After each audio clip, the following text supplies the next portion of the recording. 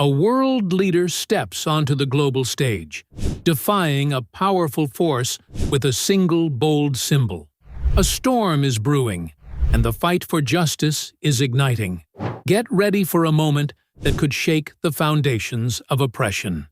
On June 5, 2025, Brazilian President Luiz Inácio Lula da Silva landed in Paris, and what he wore sent shockwaves through the halls of power.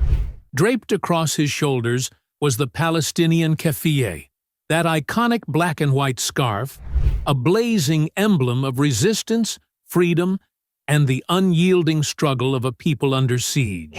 This wasn't just a fashion choice, it was a thunderous statement against the brutal policies of Benjamin Netanyahu and the Israeli government, a direct challenge to a regime accused of trampling justice and humanity.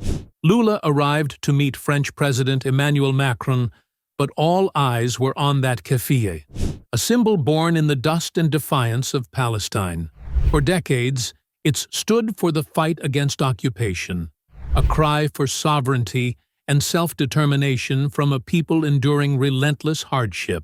And now, a major world leader brought it to Paris, planting Brazil's flag firmly in the camp of those who dare to speak truth to power.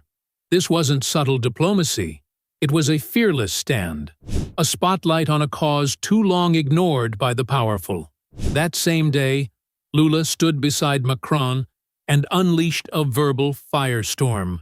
He called Israel's 20-month campaign in Gaza not a war, but a deliberate, calculated assault on the innocent. A campaign that's claimed over 54,607 Palestinian lives, according to Gaza's health ministry. He pointed the finger squarely at Netanyahu's far-right government, accusing it of targeting women and children, of waging a ruthless offensive that defies morality and mocks international law. Lula's words cut deep, exposing a leader and a system that many believe have gone too far for too long. Let's be clear, the Keffiyeh isn't just cloth. It's a banner of resistance against an occupation that's choked Palestine for decades, from the West Bank's illegal settlements to Gaza's suffocating blockade. Under Netanyahu, Israel has doubled down, expanding settlements in defiance of United Nations resolutions, flattening homes, and crushing hope. The International Court of Justice has been called to investigate, and yet the destruction rolls on, fueled by a leadership that seems untouchable, unaccountable, and unmoved by the cries of the oppressed. Lula's gesture in Paris is a game-changer. Brazil, a titan of the global south, is leading the charge, amplifying a call for justice that echoes from Ramallah to Rio. This isn't new for Lula.